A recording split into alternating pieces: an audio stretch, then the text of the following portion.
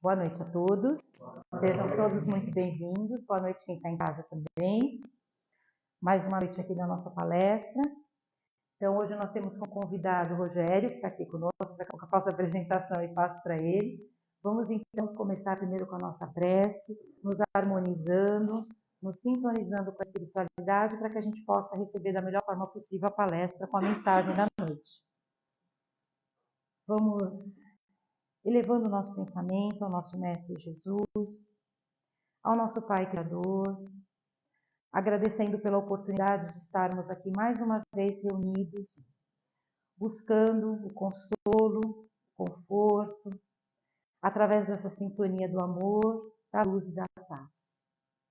Que Jesus e todos os seus benfeitores, em comunhão com os mentores desta casa, possam envolver a cada um de nós no seu amor e na sua bendita proteção.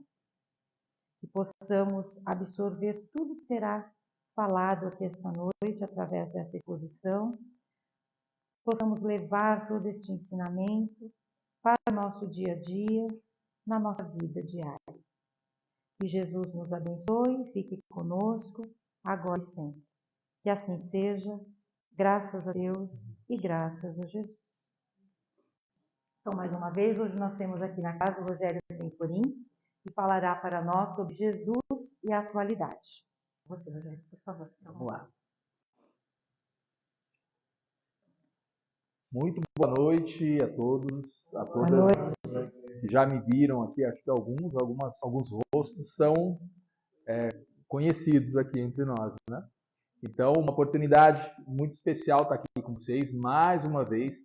Eu acho que já vim aqui mais de uma dezena de vezes, né? E sempre é um prazer vir aqui na casa Caminho de Damasco, sentir essa atmosfera aqui de espíritos que estão aqui há muito tempo, não é? Espíritos encarnados e desencarnados. E eu fiquei pensando quando você falou 68 anos, né? Quem que não estava aqui há 68 anos atrás? Eu não estava aqui, acho que você é a maior parte, alguns estavam, né?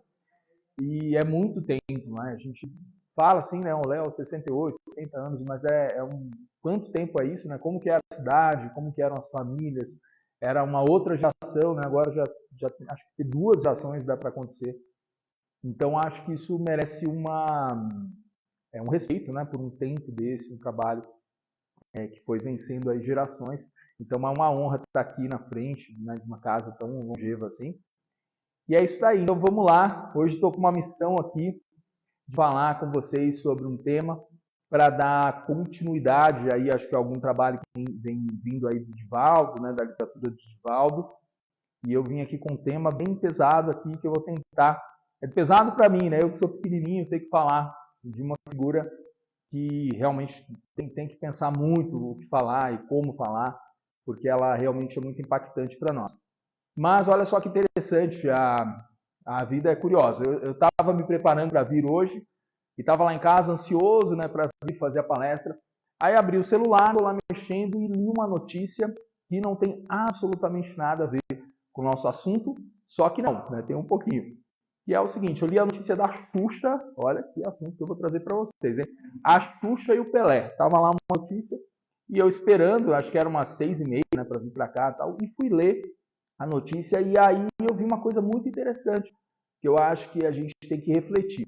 Porque a Xuxa contando nessa matéria, que está lá no IG, lá, se vocês forem lá, vocês vão achar que quando ela se relacionou com o Pelé, ela era muito nova, ela tinha acho que 16, 17 anos, e ela disse que o Pelé, quando ela encontrou, ele era aquele astro e tal, que ele falava na terceira pessoa dele mesmo para ela, né? Então, conversando com ela, falava, o Pelé, e ela queria entender isso, né? Falou, mas como assim? Não, o Pelé é o Pelé. Então, ele colocava ele num patamar que ele não podia falar dele na primeira pessoa. E pior ainda, que ela não namorava o Pelé, ela namorava o Edson. Olha só que loucura.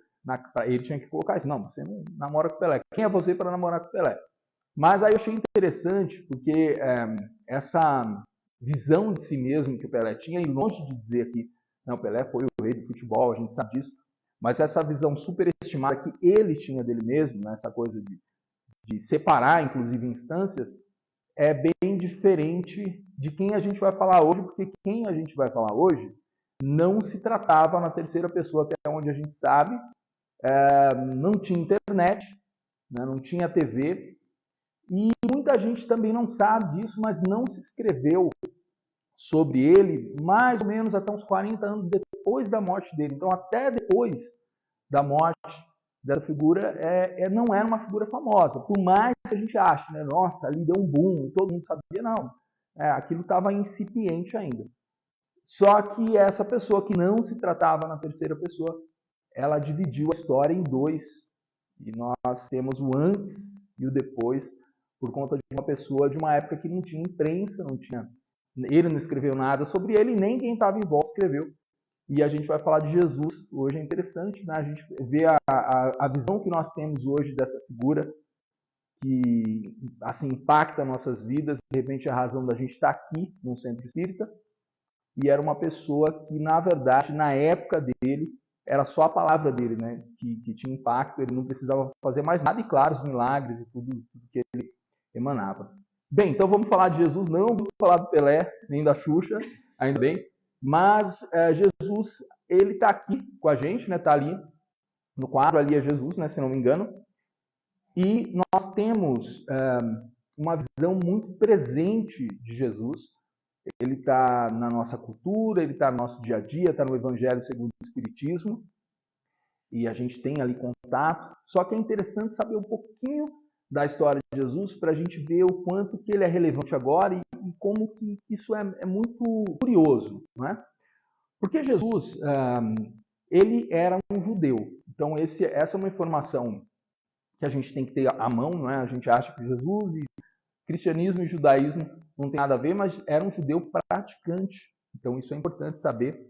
A mãe de Jesus, quando ela pede para sacrificar um pombo na sinagoga, isso está lá em Mateus, isso era um rito judaico, né? Então ela era uma observadora da lei judaica. Então eles eram judeus praticantes. Então é importante ter essa ideia que Jesus, sendo um judeu, ele estava numa época imerso dentro de uma religião que tinha tem ainda uma série de práticas, de costumes que são estratificados. Então o judaísmo mudou pouco, o judaísmo ortodoxo, então você tem os mesmos costumes lá, né, desde a época de Moisés, então desde o Pentateuco, eles tentam manter isso porque é uma questão de identidade.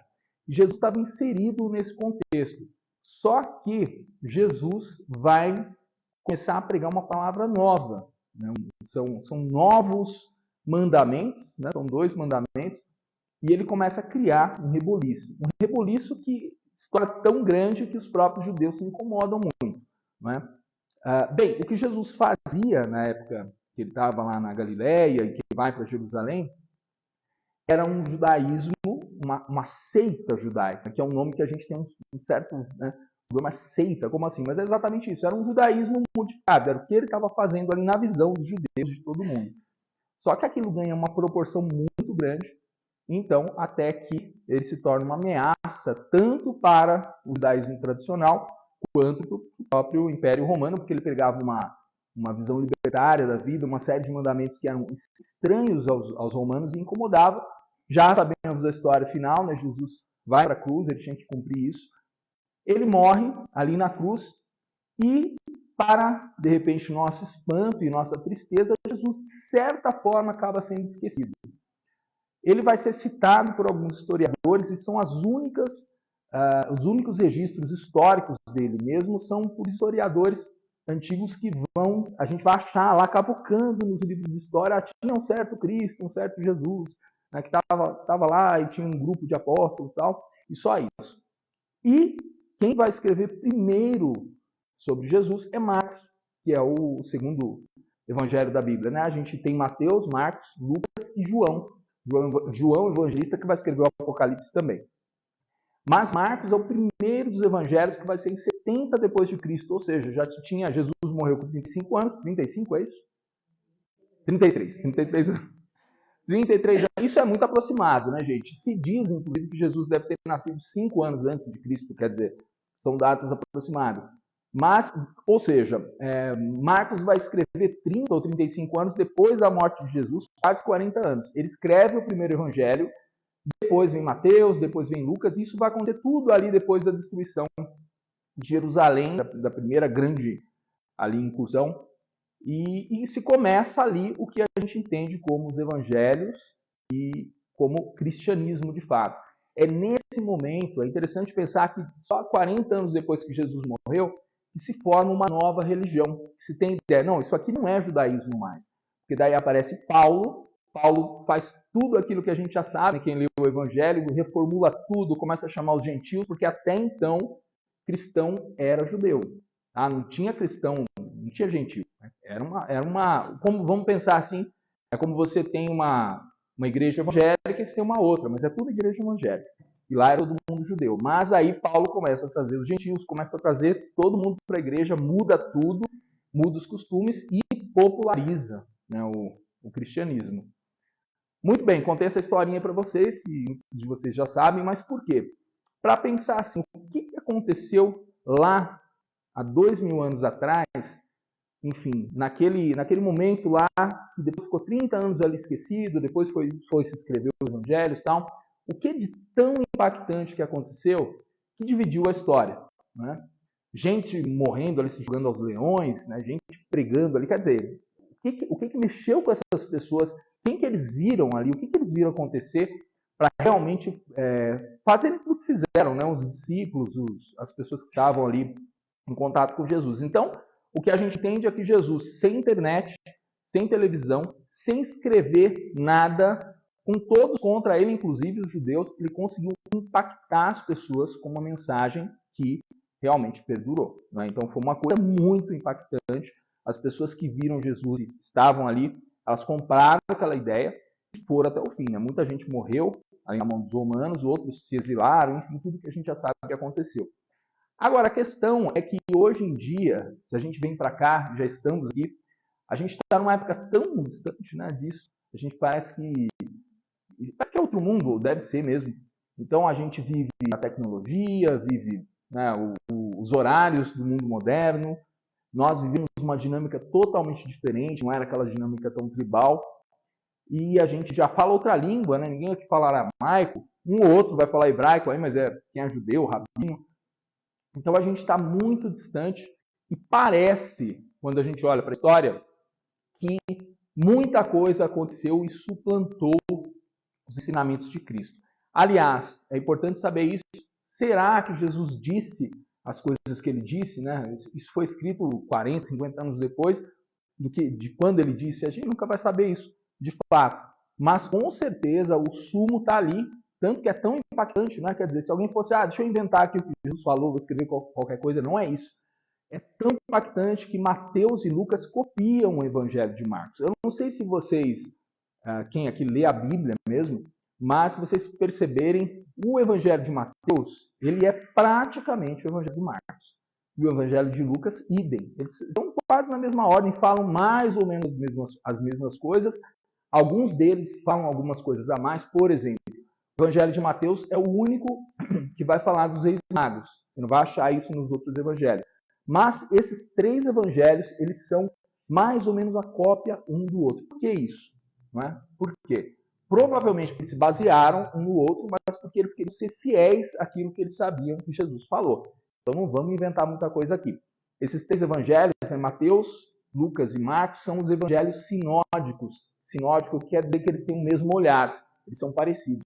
O evangelho de João é totalmente diferente. É um evangelho muito mais solto, foi o último, né? Então ele se sentiu mais à vontade aí para escrever, mas eles trazem uma mensagem que é muito impactante. Parece que só para aquela época, parece hoje em dia que só para as pessoas mais velhas, porque ninguém mais fala muito de Jesus, né? Tá todo mundo aí, assim, parece que não se precisa mais, né? Jesus, você tem aí a filosofia, a psicologia, a psiquiatria, tudo aí para resolver os nossos problemas, e às vezes fica essa coisa que Jesus, como tá na igreja. Você vai lá na igreja, a hora de domingo e tal, mas o resto dos problemas e o resto o grosso da coisa a gente vai resolver de outra forma. A gente vai onde? Vai no psicólogo, que não está errado, claro, né? Vai no psicólogo, eu vou, sei lá, vou no médico, vou sair, vou fazer ginástica, porque ajuda, né, para eu liberar aí os hormônios. Quer dizer, tudo eu consigo resolver com a modernidade. E às vezes com um remedinho, né? Vou ali, tomo uma vitamina, ou tomo um calmante, tomo um ansiolítico, né? Então a gente tem muita coisa para resolver os nossos problemas e parece que aquele ensinamento de Jesus está lá. É uma coisa meio um antiquário, né? Vou ler lá, mas é mais fácil ver um vídeo, né, do que ler a Bíblia, é mais fácil fazer alguma coisa mais dinâmica. Então, onde eu quero chegar é que, vocês já sabem disso, parece que nós estamos num mundo que Jesus ficou muito distante de nós, porque são outros problemas e outras propostas para se solucionar eles. Então você tem toda a filosofia ocidental que aconteceu aí, né? Então os problemas sociais, a gente vai pensar na sociologia, os problemas do nosso dia a dia é a política e tal. Então parece que está tudo resolvido nessas áreas e que o evangelho ele não tem esse impacto ainda. É claro que eu estou falando isso aqui, é uma coisa, mas lá fora vocês sabem o que é isso, né? Se chega alguém falando da Bíblia, por exemplo, no metrô, tal, tudo bem, às vezes até incomoda.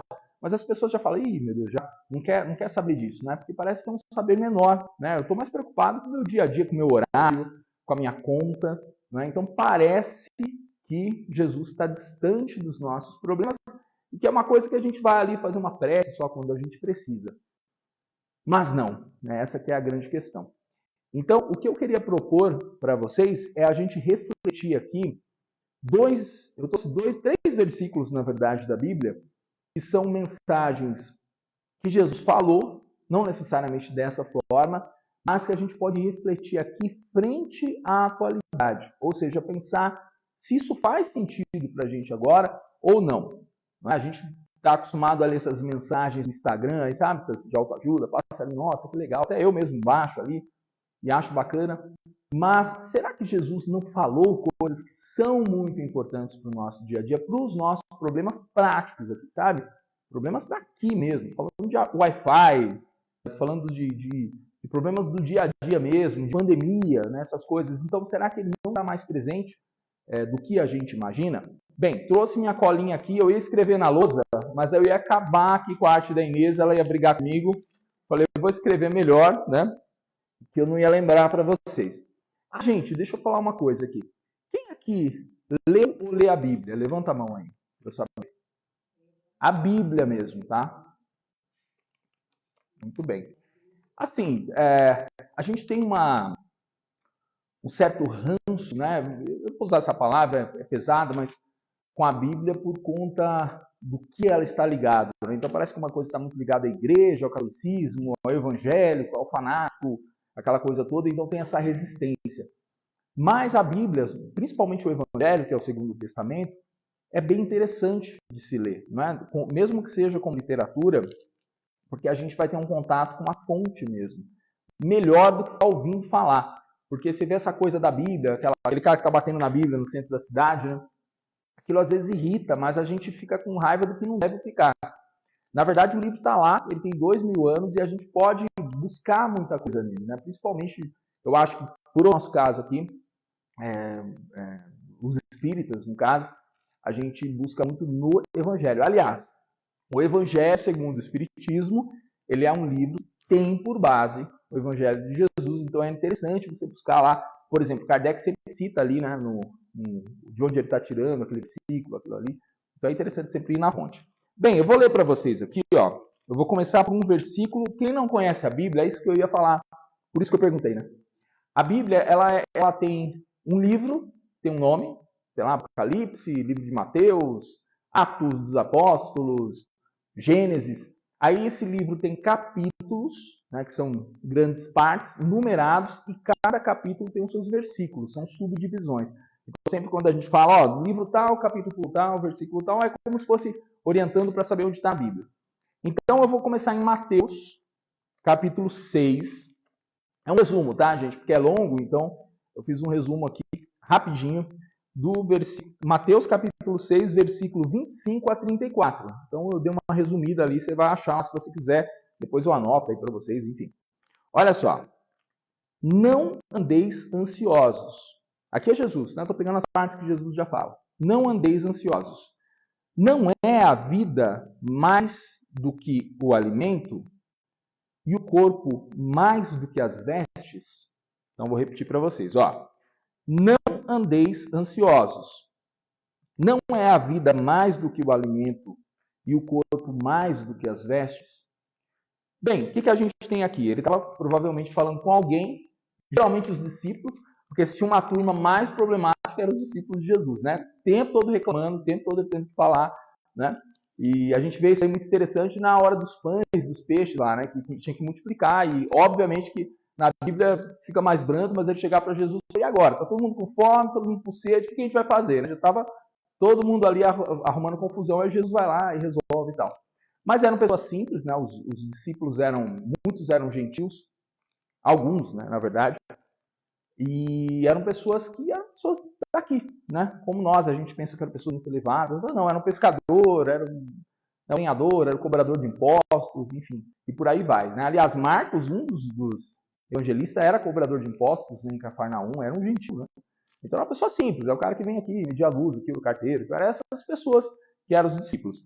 Bem, mas o que a gente tem aqui? Ó? Veja só, Jesus está falando para ele, ou para eles, ou para alguém, não fiquem ansiosos, porque provavelmente as pessoas estavam ali, né, revoltadas, reclamando para ele. Por quê? Então veja só, ele fala, não é a vida mais do que o alimento? Então a gente pode entender que alguém está reclamando de fome, aí, de alimento, estou precisando comer, estou precisando pagar as contas, né? Estou precisando de dinheiro, porque a gente, agora a gente usa pagar as contas, é isso, quando você fala, estou precisando de dinheiro. Mas lá na Galileia você até pagava contas, né? Tanto que tinha um cobrador de impostos. Mas a questão era mais o básico, né? Você precisa comer, você precisa se vestir. Então a gente pode traduzir isso para a nossa época, que aqui nós temos pessoas que estavam preocupadas, ansiosas com o provento. Quer dizer, vem ou não vem? Eu vou receber ou não vou receber? Que é uma coisa muito atual, obviamente. Nós somos, na maior parte, não todos, assalariados. E quando não assalariados, somos empreendedores, né? Empreendedorismo, para não dizer autônomos, né? E nós precisamos desse provento mensal. E isso cria em nós, claro, ansiedade. Então você vê que quando Jesus coloca esse argumento, ou seja, você acha que o alimento é mais importante que a vida? Né? Quer dizer, se a gente inverter isso, está dizendo assim, olha só, você já tem o mais difícil que é estar vivo, né? Quer dizer, você está vivo e você está muito mais preocupado com o alimento. Né? Ou seja, isso daí parece que é mais importante para você, mas não é. O que ele coloca, você já tem uma dádiva muito grande, e nós temos aqui. Ou seja, eu vou sair daqui, eu vou para minha casa, vocês vão também. Todo mundo aqui, a maior parte tem conta para pagar, de repente só ela, a pequenininha não tem, mas vai ter ainda. E aí você vai começar ali a se preocupar com o dia de amanhã. Pode ser que a sua vida está boa, você que a dele ali está melhor, mas pode ser que a dela ali não. E aí vem a preocupação, vem a ansiedade. O que eu vou fazer? Né? Minha pressão está subindo, estou tomando remédio e não melhora. E aí? Tem a consulta com o cardiologista, o que ele vai falar para mim? Né? A diabetes, tá, agora eu estou preocupado porque sobe, desce. São preocupações, são lícitas, mas elas colocam para a gente essa ansiedade do tipo assim, meu Deus do céu, como que eu vou resolver isso? Isso é muito importante e é importante. Só que Jesus coloca aqui o quê? E tem uma coisa mais importante aí, que a gente tem que olhar. A gente podia ser uma pedra, né? Podia ser essa cadeira aqui. Né? O Rogério Tempolim podia ser essa cadeira. Quer dizer, o milagre está feito, eu estou vivo aqui. Como que eu vim para cá? Né? Encarnou, tudo bem, essa é a explicação teórica, mas como que... Pensa nisso. Quer dizer, você está vivo aí, você podia ser uma pedra, podia ter morrido no parto, é real, né? O que podia ter acontecido. Só que a gente conseguiu estar aqui, respirando nessa máquina complexa, e você está preocupado com a conta que você vai pagar, e deixando isso acabar com a sua vida. Claro que a preocupação até um certo ponto, ela é lícita, mas quando você deixa isso tomar conta de você, então você está colocando preocupações não fazem sentido perto da grande dádiva. A gente vê que dentro das mensagens de Jesus, e olha que interessante, foram escritas 40 anos depois que ele morreu. Pensa nisso comigo. Vamos supor aí, eu morri aí, não sei quando vou morrer, espero que daqui a muito tempo. 40 anos depois alguém vai falar, deixa eu lembrar o que o Rogério falou naquela palestra. Vamos escrever? Qual a possibilidade de escrever exatamente o que eu falei? Zero, né? Zero. Vão escrever mais ou menos. O Rogério falou mais ou menos isso aqui. E aí vão escrever esse mais ou menos e isso vai mudar o mundo. Quer dizer, essa pessoa deve ter falado uma coisa que foi muito impactante para todo mundo lembrar. E mesmo nesse telefone sem fio chegar até a gente e fazer sentido agora para a gente. Não é? Olha, depois de tudo isso que eu falei, vou ler de novo. Ó. Não andeis ansiosos, não é a vida mais do que o alimento? E ele continua, né? E o corpo mais do que as vestes? Ou seja, você está preocupado com a roupa, com o celular, com o carro, meu carro está ali fora, meu Deus, se roubar, né? Essas coisas. Será que isso é mais importante do que o meu corpo? Não é? Porque se não tiver corpo, e aí? E olha que interessante, a segunda é mais forte, hein? Essa aqui está em Lucas, que eu creio que essa parte só está em Lucas, tá? Vou falar aqui o capítulo, versículo. Lucas, ninguém vai anotar isso, né? Mas eu vou falar para falar. Lucas, capítulo 12, versículo 20. Vou contar a história para vocês. Era assim, um senhor tinha os celeiros dele e estava colhendo milho, acho que é milho ou trigo. E aí ele começa a colher mais, começa a dar mais trigo e mais, né, milho. E alguém chega para ele, olha que legal, você está com a fartura, aí a família tal, né, deve falar para ele, olha que bom tal, vamos descansar. Ele fala, não vou descansar, agora que eu vou juntando tudo isso eu vou trabalhar mais. E ele começa a trabalhar, e aí não tinha onde guardar. E aí alguém vai lá e fala, não, vou descansar, larga isso daí, ó, já está, né, tá próspero. Não, agora eu vou derrubar os meus celeiros para fazer maiores. E ele fica lá trabalhando intermitentemente, porque ele está deslumbrado com o que ele está ganhando. E aí Jesus fala assim, ó, no final dessa história, ele fala, louco, ele chama louco, ele fala, louco, ainda esta noite pedirão de volta a tua vida. E para quem ficará o que acumulaste? Ele fala isso. Ele está contando uma parábola, tá? Então ele conta assim, eu vi essa situação, esse senhor estava ali, né? Jesus sabia de tudo, e viu e falou, olha que loucura, porque ele estava nesse frenesi, só que naquela noite pediriam a vida dele. Quer dizer, naquela noite ele partiria, e aí? Né? Com quem que ia ficar isso? Como ficaria? Então isso é interessante porque traz um tema que nós ignoramos e não gostamos, nem eu gosto, acho que nem vocês, que é o tema da morte. A gente não gosta muito de falar disso, pensar nisso, né? Às vezes pensa, mas nunca pensa de verdade. Fala, eu vou morrer, mas não está pensando mesmo, você vai morrer. Né? Tinha uma aluna minha que comprou um túmulo e ia limpar toda semana. Ela contava para mim, falando, nossa, essa daí realmente está envolvida. Mas tirando essa, geralmente a gente não está tão envolvido assim com a morte, né? A gente sabe o que vai acontecer, mas você não quer isso, ninguém quer. Né? O que das contas é isso. Então, mas justamente por isso a gente vive uma ilusão, parece que é uma hipnose, que a morte não existe. Então a gente é capaz de trabalhar, se esforçar pelo objetivo, pelo material, pelo ordinário, sem considerar que eu posso não estar aqui amanhã. Gente, para pensar isso, eu posso não estar aqui amanhã. De verdade. Acontece alguma coisa comigo, eu tenho um problema, Deus me livre que aconteça, mas pode ser. Eu posso não estar aqui amanhã. Nem vocês aí, um de vocês, pode não estar. De verdade. Claro, você não vai viver todo dia achando que você vai morrer no outro dia. Mas quando você pensa isso de verdade, você fala, será que vale a pena? Né? Será que vale a pena uma briga no trânsito? Né? Uma bobagem? Será que vale a pena você ficar nervoso com alguma coisa que realmente aí a pressão sobe? Aí você diminui a qualidade de vida e pode ter um treco? Né? Eu tinha um tio, meu tio Oswaldo, o nome dele, e ele tinha 92 anos, quer dizer, já tinha vivido bastante. Mas o que aconteceu com o meu tio Oswaldo? Ele era muito envolvido com imóveis, tal, tinha alguns imóveis e tal, e ele foi na imobiliária, né? E aí teve um problema lá, e ele teve uma discussão muito séria na imobiliária com alguém, mas uma discussão de gritaria, um negócio assim. E aí ele foi para casa, ele morava sozinho em sua cidade, e tinha só uma moça que vinha lá ajudar e tal. E aí ele teve um derrame de madrugada. Ficou muito nervoso, né? Derrame, e acabou desencarnando. Só que ele tinha 92 anos, né? A gente fica pensando assim, nossa, mas ele viveu muito, né? Será que ia viver mais? Tudo mais, né?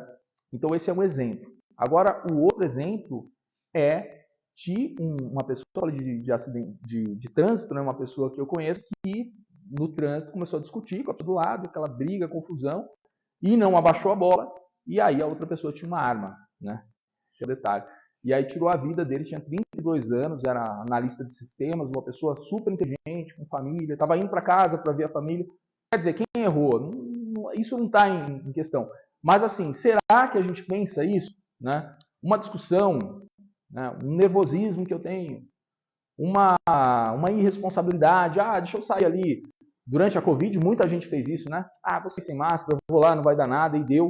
Então, assim, será que a gente está realmente gastando o nosso tempo direito com esse celular aí que fica prendendo nossa atenção, acabando com a nossa visão, né? E quanto mais jovem a gente parece que isso menos faz sentido, mas depois chega a conta. E não, o seu celular não é um vilão, né? O vilão é a gente mesmo, que a gente faz das coisas. Mas será que a gente está realmente considerando isso, né? Quando a gente ouve essa mensagem de Jesus, falando, ó que bobo, né? Ele não sabe, daqui a pouco ele não vai ficar eternamente aqui. Daqui a pouco a gente vai embora. Vai ficar tudo aqui. Aí a gente pensa aqui o centro. Que carinhas estavam sentadas aí há 68 anos atrás, não é? Que rostos estariam sentados aqui, né? Tinha alguém aqui? Será que tem alguém que está aqui que estava há 68 anos? Sério? Meu Deus! Então você é testemunha. Como que era aqui? Conta pra gente. Você não lembra nada. Mas depois, mais pra frente, você veio também.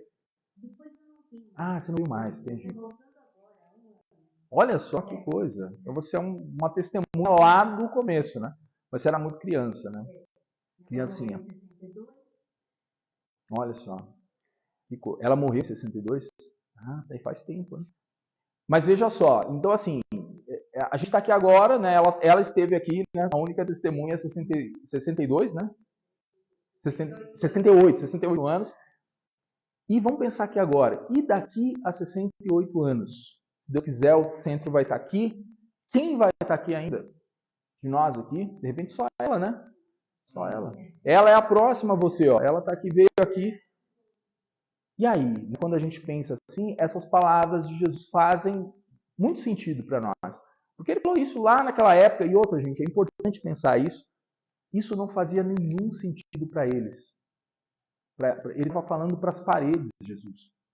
Então a gente pensa assim, nossa, como faz sentido amar o próximo como a si mesmo? Mas isso não fazia o mínimo sentido naquele contexto, falar isso para as pessoas.